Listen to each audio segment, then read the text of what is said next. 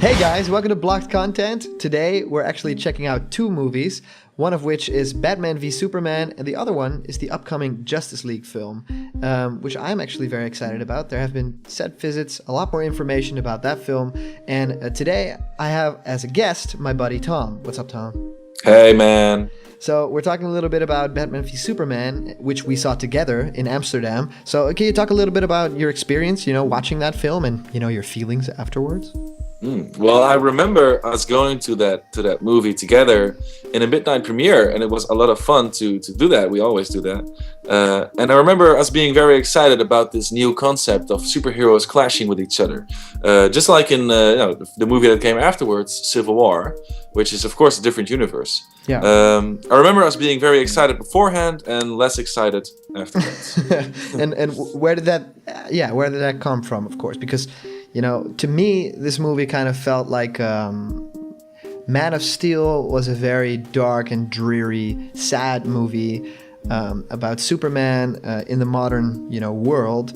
And this is sort of a sequel to it, Batman v Superman. And it had the sort of same tone, but it was even, darker and weirder. And, how do you feel about that? Well, I think that they also tried to get some hints from the Marvel movies. I agree that the DC movies thus far has been far more dark and mysterious and less humorous than Marvel movies were. But I noticed some inspirations taken from the Marvel movies in Batman v Superman, as opposed to Man of Steel, which was very on its own thing. Yeah. And I don't think if I really like that, because I liked that they were trying to do their own thing, and gradually they're trying to get more and more from Marvel because of Marvel's success, I guess. Yeah, I guess so too. I think you hit a really good point there, because what made Man of Steel to me so special was the kind of real, feeling to, the emotions that the characters were going through, but also the powers feeling very real. And that never really continued in Batman v Superman. It also went a lot over the top with the action and the set pieces, which is of course fine. But it was still set in this very realistic, no humor allowed, dreary world, which doesn't really mesh well together, I thought, because if you're gonna be cracking jokes in this very sad, dark action sequence, it just doesn't really match. Yeah, I agree, and I think that was a bit of the problem. One of the problems of the movie was that they were hinging between two different creative directions. Yes. And I thought it was too bad. I think that's that if that sears through the movie a bit, then you can kind of feel that they were trying to search for something and just grasping whatever they can grasp to, Yeah, they didn't hone in on one choice, and they kind of did, an in-between. And why we got together today was to talk a little bit about, what's next for that whole DC universe, because the buzz from Batman v Superman was not good. The critics they hated that movie.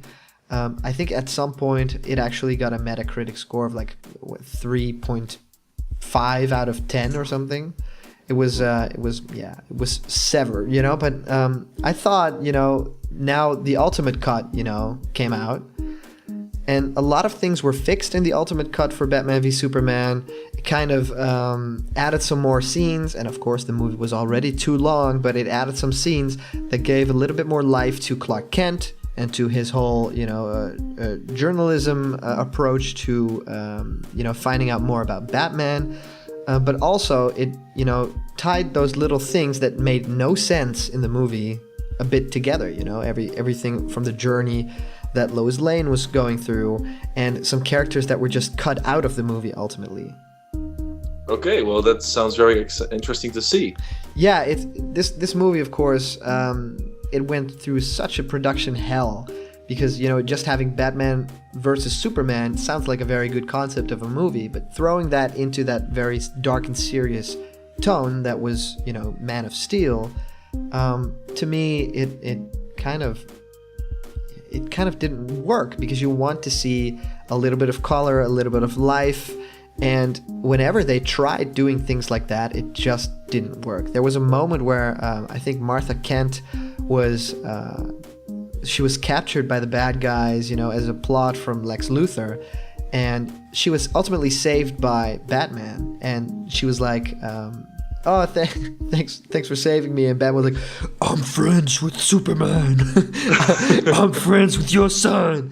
And she's like, yeah, I noticed it's the cape. And there was like flamethrowers everywhere and people actually dying and Batman just killing people and breaking their necks. And I thought that was like, what is happening? You know, the tone is all over the place. And I read a lot about these new DC Universe movies, and a lot of things are going wrong there. Yeah, I think they even canceled some of the films there.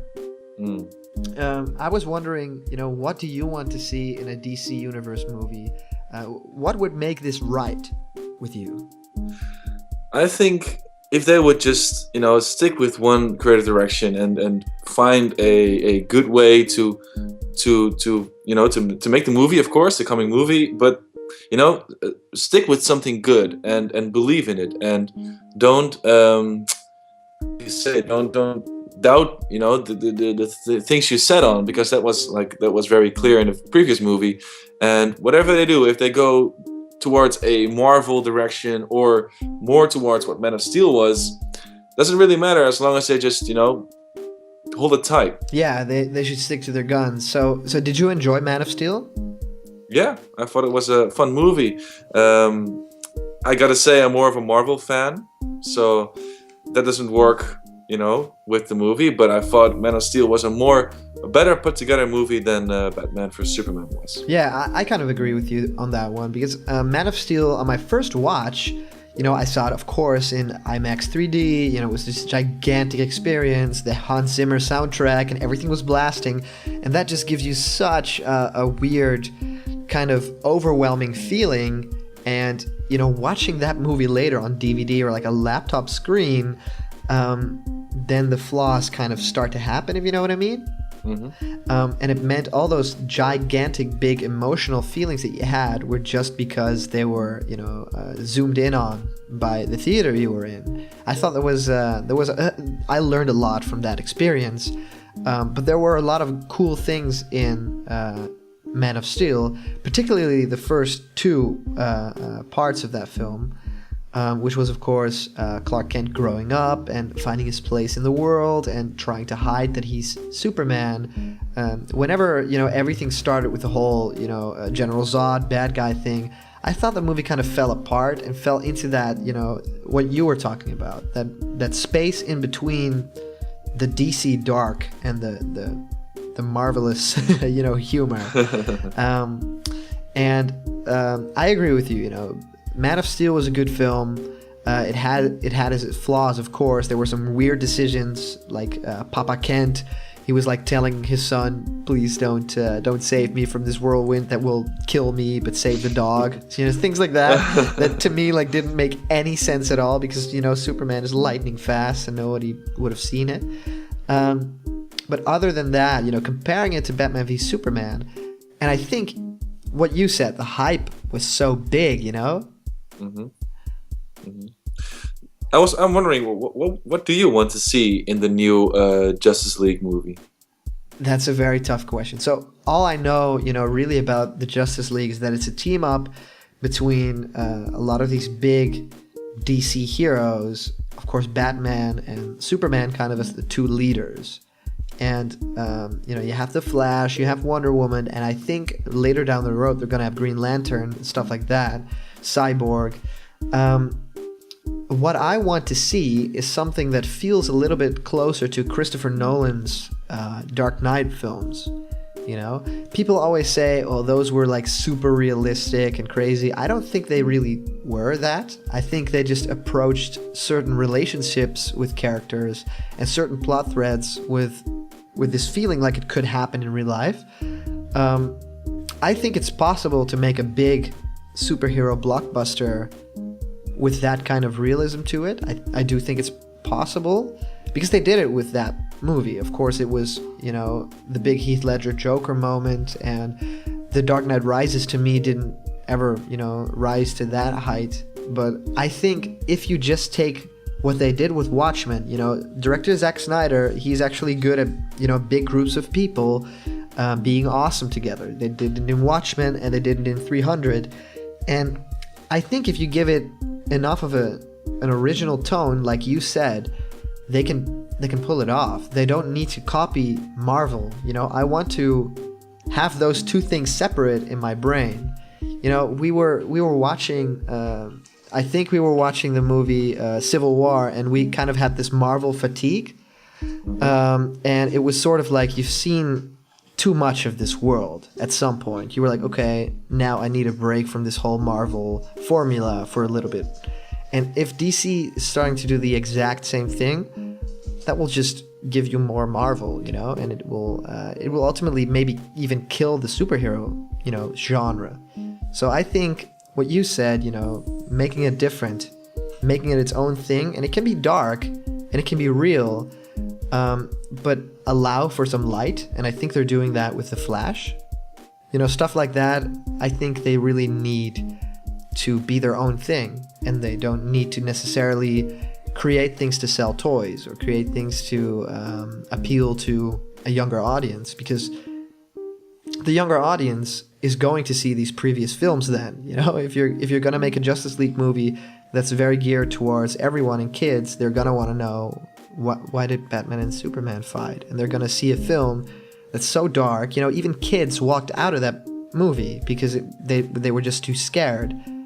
And I just really don't think it's appropriate for kids to walk out of a movie where one of the characters is dressed as a giant bat.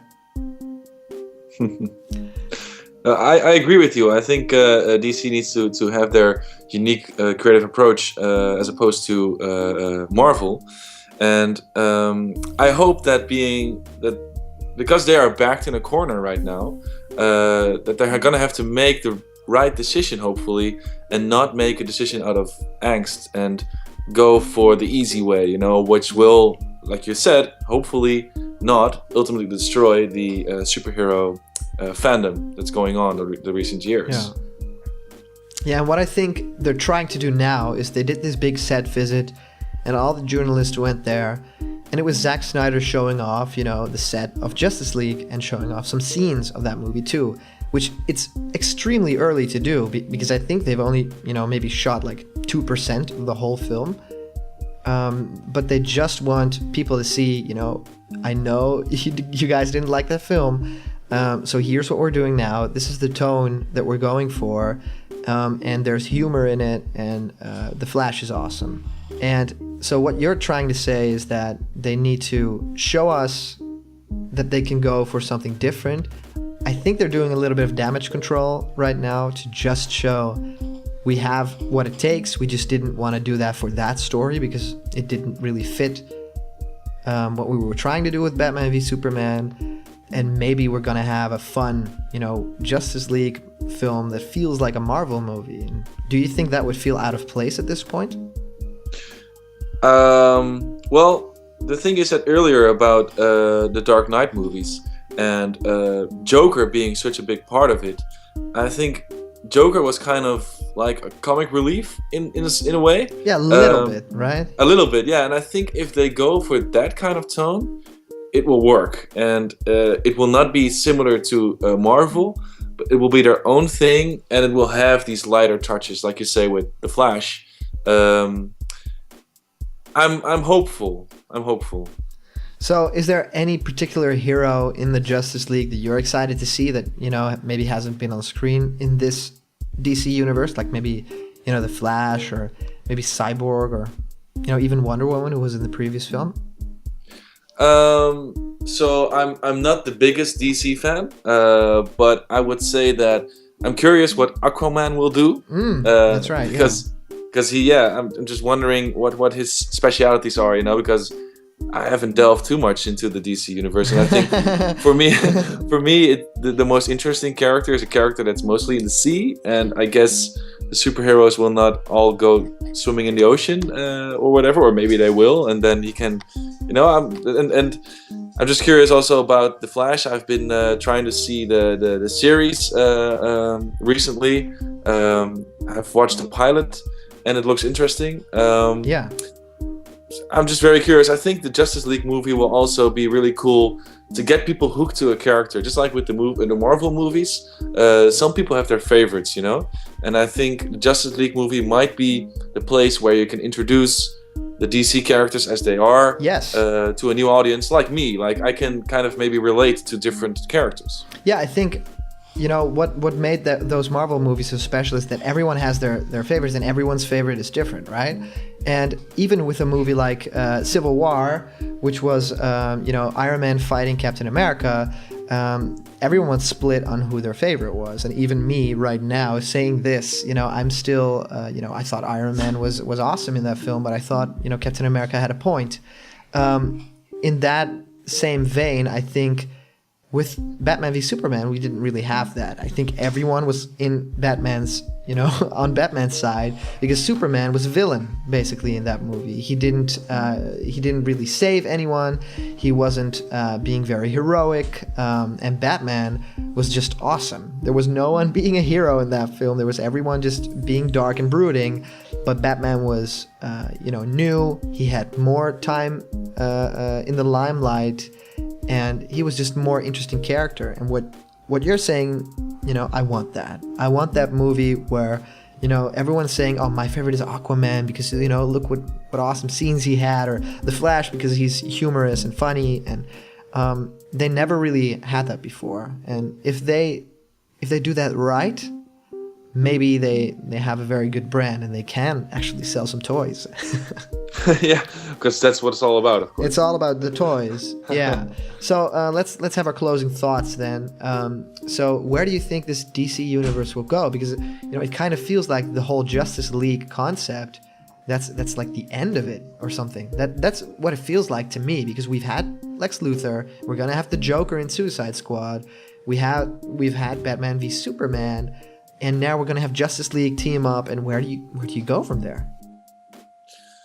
Yeah, that's a good point. I think you know, of course, a lot of similarities have been made with the Avengers. Yeah. And you know, you can see now, seeing the previous movies, the Avengers 1, Avengers 2, but also Civil War, what they did with that concept, and I think Marvel did it really well, and they are still expanding on it. And I think this movie, Justice League, you know, just as the article is also saying about the set visits, they have been making some radical choices and making some radical changes in their internal structures of the production. Yes.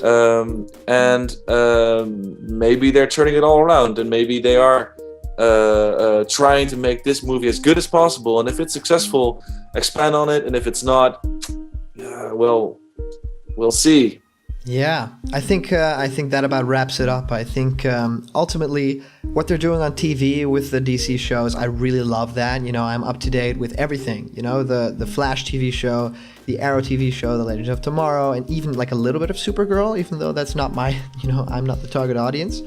But I do like what they're doing with those shows, and to have a little bit of that in the Justice League, it wouldn't hurt them that much, now would it? I agree. Yeah, we'll see you next time. Blocked Content. Bye-bye.